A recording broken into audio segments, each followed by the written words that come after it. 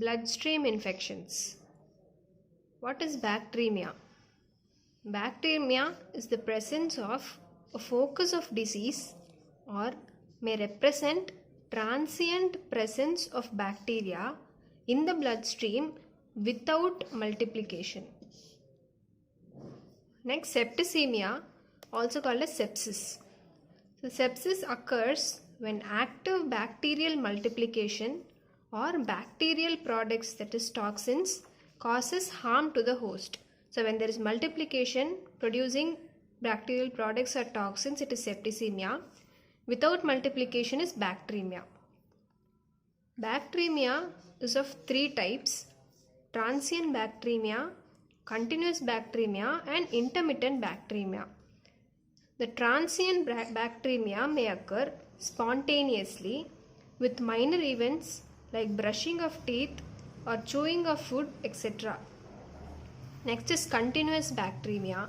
This is associated with bacterial endocarditis, endovascular infections, septic shock, wherein organisms are released into the bloodstream at a fairly constant rate. So this is continuous bacteremia. Next is intermittent bacteremia. This is as seen with causative agents of meningitis, pneumonia, pyogenic arthritis and osteomyelitis, which are recovered from blood early in the course of their diseases. In case of sequestered focus of infection like abscesses, bacteria are released into the blood approximately 45 minutes before the febrile episode. So it is only intermittent, released at only particular times.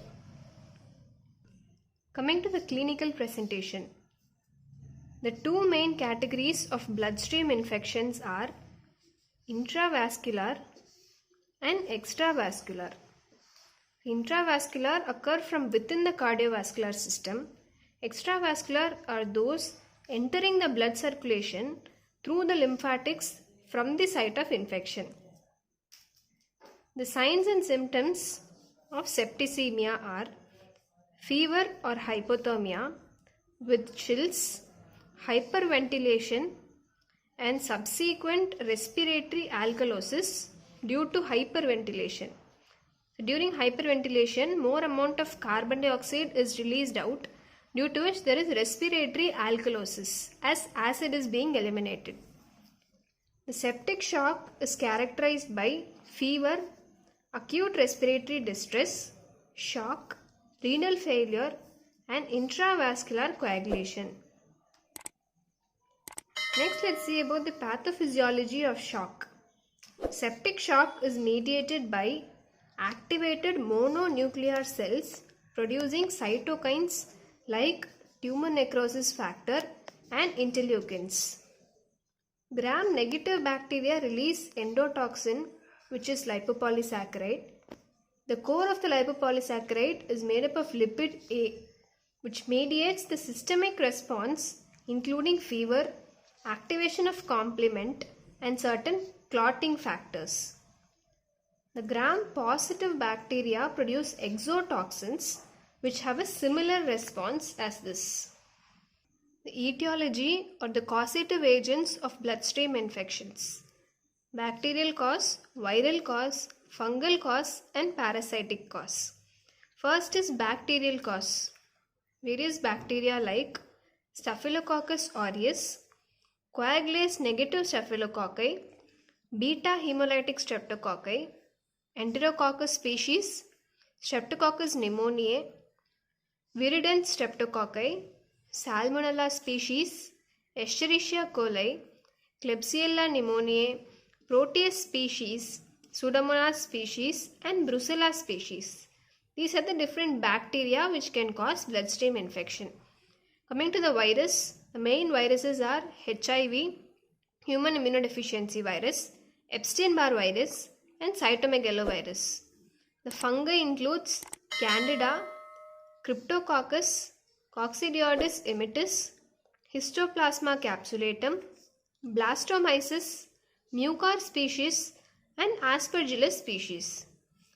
And lastly, the parasitic causes include Plasmodium, Trypanosoma, Babesia, Wuchereria, and Loa Loa. So these are the causative agents of bloodstream infections. Other miscellaneous tests for the diagnosis. So these are the miscellaneous tests for the diagnosis of bloodstream infections. Total count, that is complete blood count, in which there is leukocytosis, increased in leukocytes, that is WBC. The erythrocyte sedimentation rate is elevated. C-reactive protein is detectable. Urine is taken for culture. Chest X-ray is performed. Echocardiography shows the detection of vegetation and the detection of bacterial endotoxin. So these are the miscellaneous tests for diagnosis. Lastly, let's see the approach to the diagnosis of bloodstream infections. Firstly, blood sample is taken, 1 to 5 ml for children and 7 to 10 ml for adults. 3 samples of blood are taken at an interval of 24 hours for infective endocarditis. So 1 to 5 ml of blood is taken for children, 7 to 10 ml of blood for adults. 3 samples are taken at 24 hours for infective endocarditis. This blood is then used for culture, toxin assay and serology. Culture is performed in brain heart infusion broth, trypticase soy broth and thioglycolate broth. Toxin assay, it is used to detect endotoxin and the exotoxin. And the serology is performed for Coxiella, chlamydia, which cannot be cultured. And the serology includes immunofluorescence assay, complement fixation test and enzyme immunofluorescence assay. After culture, it is incubated for 2 weeks and there can be 2 types of growth. One is positive growth and next is negative growth.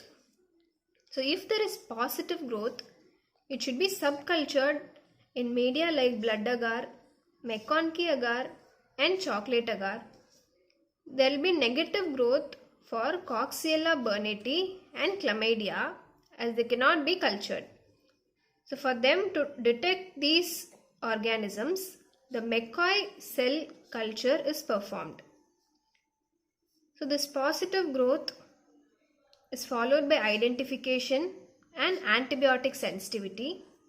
In identification, first step is colony morphology, next is microscopy using Gram stain, and the third is biochemical reactions. Under antibiotic sensitivity, it is performed using Kirby-Boyer disc diffusion method, and the minimum inhibitory concentration and the minimum bactericidal concentration are noted for treatment purposes. So this is in case of infective endocarditis. This is the approach to diagnosis of bloodstream infections. First, blood is collected. It is used for culture, toxin assay and serology. And after culture, it is incubated for 2 weeks, detected positive growth or negative growth. In case of positive growth, it is followed by identification and antibiotic sensitivity. Identification includes colony morphology, microscopy and biochemical reactions. Antibiotic sensitivity is using Kirby-Boyer disc diffusion method, and the MIC and MBC are noted for treatment purposes in case of infective endocarditis.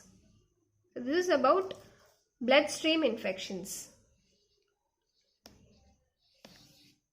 Thank you.